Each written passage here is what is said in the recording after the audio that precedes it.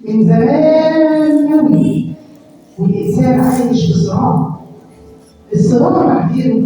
لا، ده صراع مع نفسه. صراع بين اللي بيشوفه بعينه وبين اللي بيحس بيه بقلبه. من أول ما خد الرعب والنفس وراح يرمي قرابين النار لحد النهارده واحنا لسه بنخاف. بنخاف من المجهول، بنخاف من المرض، بنخاف من الفشل. والخوف ده بيخلق جوه الانسان حكايه عن قوه سحريه، عن طاقه غريبه، عن منظوره مفتاحه عن قلوبنا. وبكل مره بيظهر العلم زي الشمعة في الضلمه بنحاول ندور معاه، وهو ده اللي ربنا امر بيه كأول كلمه نسمع. اقرا الفساحات بالقرآن الكريم بيمثل بالله من الرب زي ما القرآن الصحيح الاسم اللي تبع أفكار فيها من حد أصفر. إنا وجدنا آباءنا على أمة وإنا على آثارهم مقتدون. لكن الإيمان الحقيقي مش بيخاف من النور ولا من العلم، لأن الإيمان الحقيقي هو الثقة في الغيب. هو اللي بيخليك تتوكل على ربنا من غير ما تحتاج لا الحجر ولا السكينة أو أي حاجة مادية. إيمان عميق بيخلي العقل والقلب يشتغلوا مع بعض، زي ما قال الرسول صلى الله عليه وسلم: من سلك طريقا يلتمس فيه علما سهل الله له طريقا إلى الجنة. وفي المسرحية دي مش هنحكي عن الخير والشر أو الصراع اللي بيحصل بينهم، ولكن هنحكي عن كبيرة حين الإنسان بيتعلم في أمور صعبة ولكن يقول صادق. الصراع من أول أيام البشر وصراع الإنسان السلامي التأثير الواضح من النهائي هو السبب الرئيسي في التربية والرفض المراجعية للمشاركة. والنهارده هنشوف ازاي الفلسفة قدرت ان هي تواجه التغيير ده.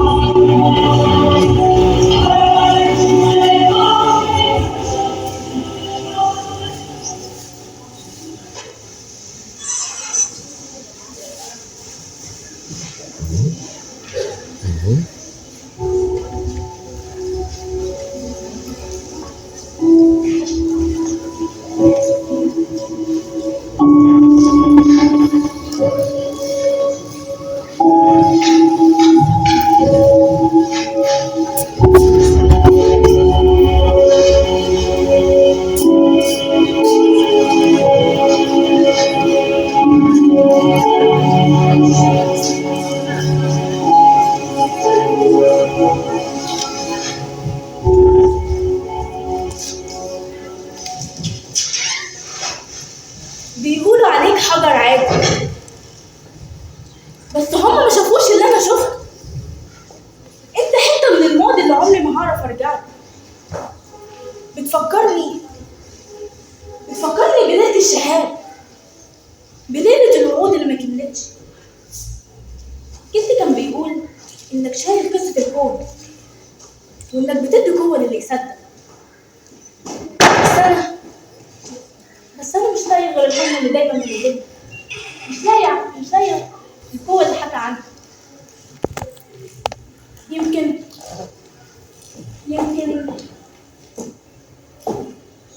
الحجر ده كانش غير وهم كبير.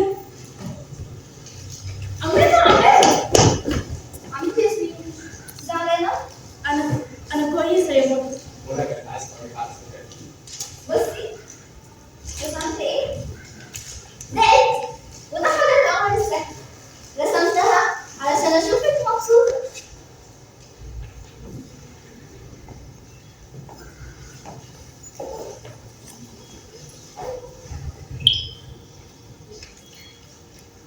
دي جميله قوي يا ماما، بس مفيش حاجه اسمها سحر. مفيش حاجه بترجع اللي راح. ليه دايما بتصدري الموضوع يا خالتي؟ انت اللي خليتي الحجر ده سحر.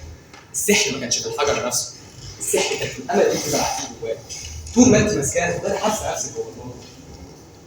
لو انت شايفه حجر عادي فشايفاه وصيه، شايفاه اخر امل ليا. انت عايزني انا اخر امل بيني وبين اللي فات؟ انا عايزك تعيشي وتبصي قدام. ممكن الحجر ده كان ليه قيمه، بس قيمته مش انه يحميكي من المرض او يرجع لك الراحه. قيمته انه يفضل ذكرى جميله فانت مش ناويه تأمني عليها. ده بيقتل الامل اللي جواك يا فندم. فبيقول ان اجدادنا سابوا لنا كنوز مش بتشاب العين. مش الحجر ده بس، القوه والايمان والامل. بس هل دول كفايه في دنيا ما بتبص غير على الواقع الصعب؟ والواقع بيقول ان فاطمه ممكن. كفايه. طول ما حياته عايشه يبقى الامل لسه في ايدينا. بس الامل مش بيجي. الامل بيجي من اننا نفضل نحارب ربنا اداهولنا بالعلم، بالدكاتره، بالايمان. الحجر ده ولا بينفع ولا بيضر، فما تديش الحجر ده.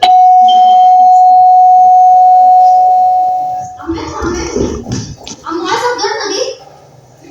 يا جماعه انا لقيت الحل اللي هيتم. انا نفسي بالله اللي في دكتور هيعمل عمليه يعالج اي مرض، والحل بسيط. هنبعت له الحجر ده في ظرف وهو هيدلنا بذبذبات الشفيع في البريد السريع. ذبذبات هي عايزه فيها دراهم محمد. البنت اللي بتموت قدامك دي محتاجه دكتور مش محتاجه ساعد. يا زياد، انت لازم تحترم ايماني. انت مش مؤمن بالقوه اللي ورثناها من اجدادنا. انت مش مؤمن بان كل حاجه ربنا خلقها فيها سر.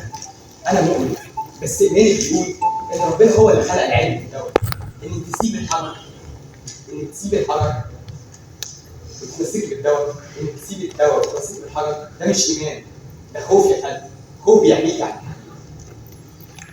عمته الحقيقة عمته تعبانة. فاطمه،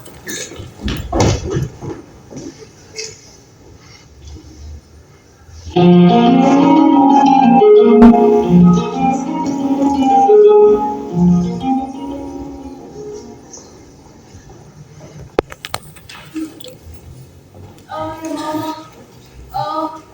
أنا تعبانة يا ماما. أنا تعبت. أنا مش عايزة حجارة ولا سحر يعالجوني يا ماما.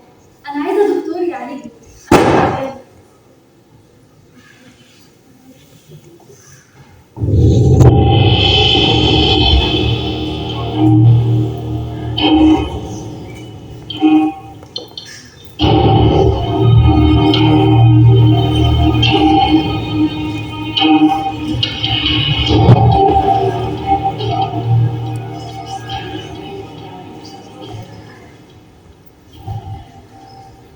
يا رب يا رب، اعمل ايه؟ استنى شفاء حجر القمر اللي ما بيجيش ابدا وضيع بنتي من ايديا، ولا استعين بالدكاتره وامري لله؟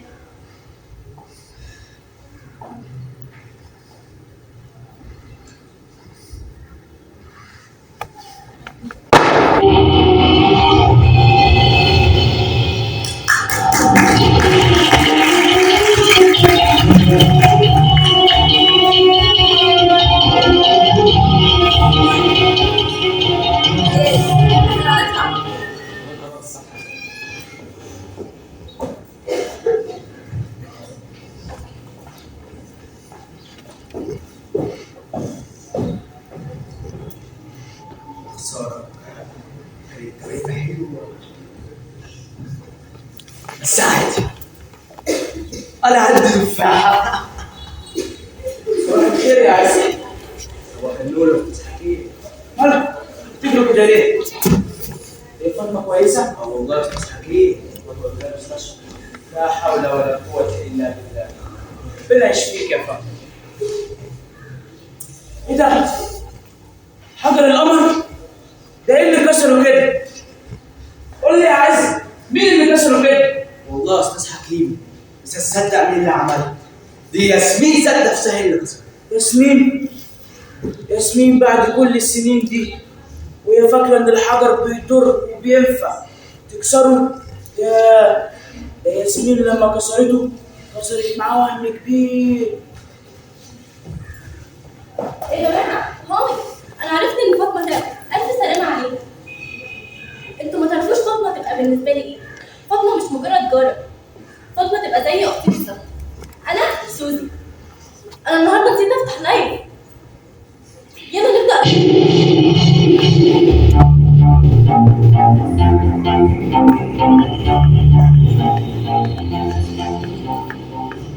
يا جماعه اخيرا انا وصلت. انا اسفه على التاخير بس انا لسه راجعه من الجيم. الفيديو ده هيكون ترند، دي دراما حقيقيه. ايه ده؟ حاجه غريبه، شكله في قصه مؤثره. وده بالظبط اللي بيحبه الجمهور. قصه ايه وترند ايه؟ احنا في مأساة حقيقيه. ده مش مأساة، ده محتوى. يا بنتي مفيش حاجه اسمها محتوى ولا في حاجه اسمها قوه سحريه. ده مجرد حرف لا بيضر ولا بينفع. احنا اللي بنعمل من الوهم حقيقي من الفراغ ضاق. لو سمحت يا حكيم، ممكن تقولي الكلمتين دول في الفيديو لان الجمهور بيحب الكلام العميق. لا حول ولا قوه الا بالله. مفيش فايده مفيش. عم عزت، عم عزت، قول في الفيديو، هو انت زعلان على الامل اللي اتكسر؟ قول في الفيديو ان الحجر هو الامل اللي اتكسر. كلامك حلو قوي بس انا شايف التفاح دي احلى.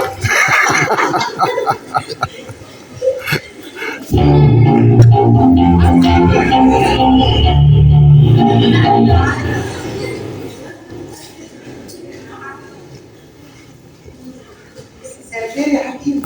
مساء الخير يا استاذ عزت. مساء النور يا استاذ سعاد. شفت سوزي وهي ماشيه؟ كل يوم تطلع لنا في ترند جديد.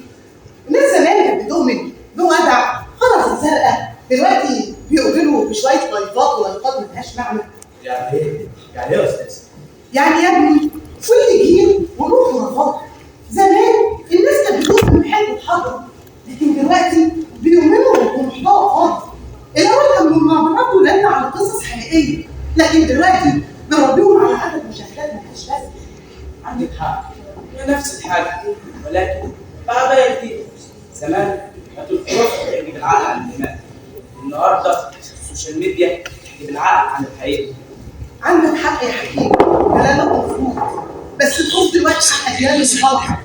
الخوف ان هم يفتكروا ان الامل في عدد اللايكات والمشاهدات والكلام اللي بيضحك، وينسوا ان الامل الحقيقي في الايمان والتربيه والعلم.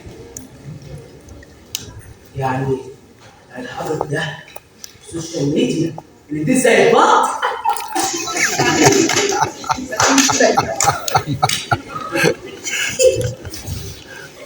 ما تفكروا ليه؟ السلام عليكم. وعليكم السلام ورحمه الله وبركاته. الف سلام عليكم. يلا بينا احنا يا عزت عشان نسافر السراير. يلا بينا يا استاذ. التفاح معاك؟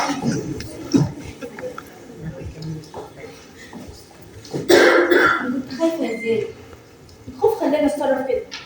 بنات كنا لو طلبنا للدكتور كان زمانها ضايع علينا. خوف هو اللي بيخلينا نعمل حاجات غريبة. احنا دلوقتي عملنا اللي علينا وربنا مش شايف.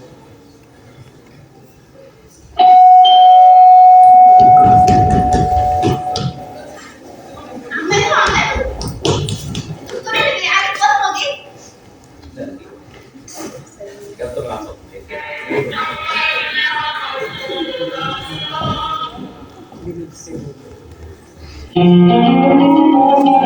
السلام عليكم يا ريس. ما تدخل شويه 5 دقايق عشان عندهم جواز هياخدوها. طب الحمد لله. ما انا قلت لك لو معاك دول ولا اديتها درس الدواء ده هنتحاسب كام يوم. طب العربيه. شكرا جدا. طيب احنا قدامنا بالظبط 10 دقايق. اعمل مش الاوقات بس في العين نتصور قدام 20 ثانيه ان شاء الله كده. اهلا بيك يا دكتور.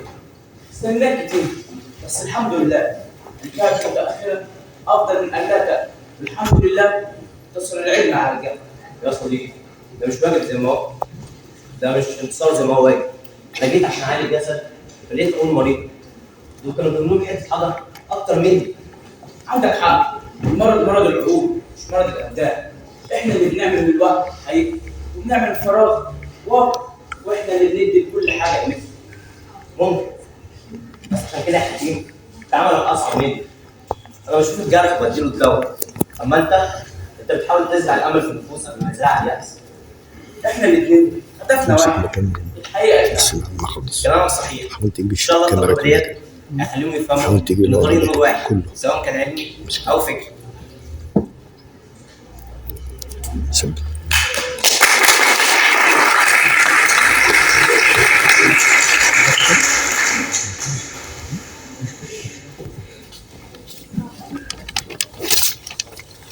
وفي النهاية لم يكن الصراع بين حجر وكلمة، بل كان صراعا في أعماق النفس البشرية، كان صراعا بين خوف قديم يعشش في القلوب ويجعلنا نبحث عن طمأنينة زائفة في كل ما هو غريب وعجيب، بين نور حقيقي يخرج من العقل الذي يطلب العلم ومن القلب الذي يتوكل على الله حق التوكل. حجر الأمر انكسر، ولكن وهمه لم ينتهي، فكل يوم يولد وهم جديد يحصل وجها آخر، قد يكون في ترند زائف أو محتوى فارغ لا يحمل قيمة، أو في إيمان سطحي بالأشياء المادية بدلا من حقيقة الإيمان ذاتها. ولكن النور موجود في قلب أم وأب يخافان على أولادهما، في عقل طبيب يبحث عن دواء، في حكمة معلمة تسعى للتربية، وفي إيمان حكيم يرى ما لا يراه الآخرون. فطريق النور لا يحتاج حجارة سحرية، ولكنه يحتاج إلى عقل مفكر وقلب يضب وروح لا تخاف الحقيقة.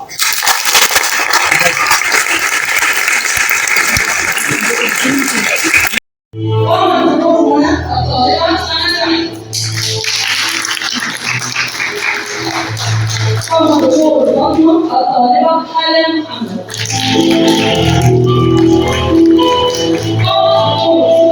الطالبة شادية سيد. الطالب حمدي محمد. نور الطبيب الطالب عبد الرحمن محمد. نور الحكيم للطالب مهند محمد.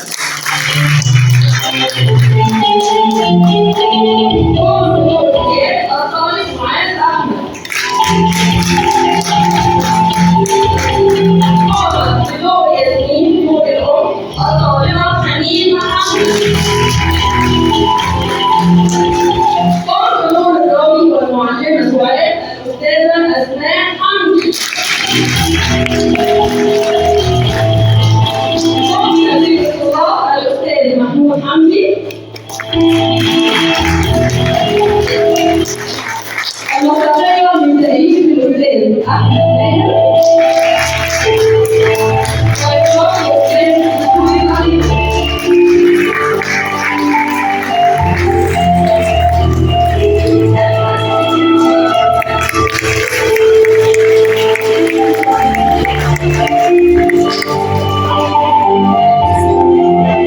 والآن مع التكريم لكل المدارس اللي قدمت العرض.